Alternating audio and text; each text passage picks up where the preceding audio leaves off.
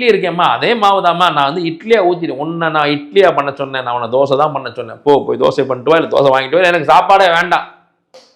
மானம், ரோஷம், சூடு, சொரண, வெக்கம், ஐயோ கம்பீரம், எனக்கு வேணும்னா வேணும், நீ தாமதப்படுத்துகிற இல்லை எனக்கு தரேன்னு ஏமாத்துறியா, இனிமேல் எனக்கு வேண்டவே வேண்டாம்.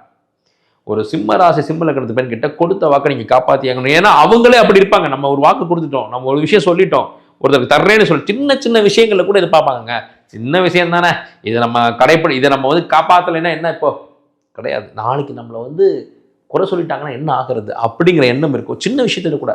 அப்போ தான் பராமரிக்கக்கூடிய, தான் ஃபாலோ பண்ணக்கூடிய அந்த குணாதிசயத்தை, அதே குவாலிட்டியை தன்னோடு பழகக்கூடிய அத்தனை பேரும் அப்படி இருக்கணும்னு நினைக்கிறது எல்லாமே இந்த சிம்ம ராசி சிம்ம லக்னத்து பெண்களுடைய குணாதிசயமா இருக்கும். அப்போ கணவர் படுற பாடு நினைச்சு பாருங்க. கணவர் மீது அன்பு இருக்கும், மனைவியா நம்ம வந்து அவருக்கு செய்ய வேண்டியதாக செய்யணுங்கிற அந்த கடமை உணர்ச்சி இருக்கும். ஆனால் இந்த பொண்ணோடைய அந்த கடமை உணர்ச்சியை அடிமைத்தனமாக நீங்கள் நினச்சிட்டிங்கன்னா வெகுண்டு எழுந்துருவாங்க.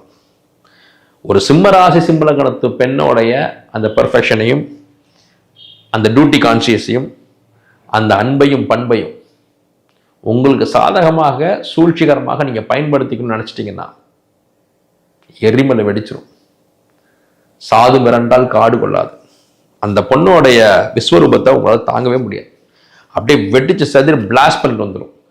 அந்த பொண்ணோடைய தன்மானத்துக்கோ சுயமரியாதைக்கோ, அந்த பொண்ணோடைய அந்த ஒரு மரியாதைக்கோ ஒரு சிறு பங்கம், சிறு களங்கம் ஏற்பட்டாலும் பிளாஸ்ட் தான். அந்த பொண்ணோடைய அந்த அந்த ருத்ர தாண்டவத்தை, அந்த மகா காளியாக மாறுறத உங்களால் அதை தாங்கவே முடியாது.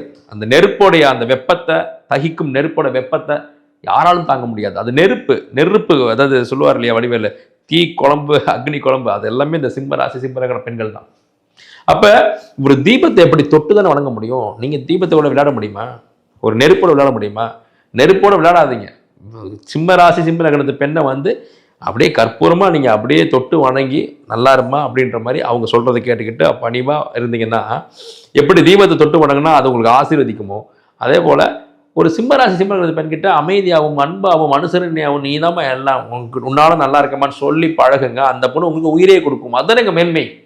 வெறும் புகழ்ச்சி விரும்பி மட்டும் இல்லை, அந்த புகழ்ச்சிக்காக கரெக்டாக உங்களுக்கு வேண்டியதெல்லாம் செய்கிறதும் இந்த சிம்மராசி சிம்மராசி பெண்கள் தான். அப்போ சிம்மராசி சிம்மராசி பெண்ணுடைய அன்பை வந்து நீங்கள் சம்பாதிங்க. அந்த அன்பை பேணிக்காருங்க, அந்த அன்புக்கு உண்மையாக இருங்க, அந்த அன்புக்கு நேர்மையாக இருங்க. அவர்கள் உங்களுக்கு சகல விதத்திலையும் உங்களுக்கு வந்து கூட நிற்பாங்க.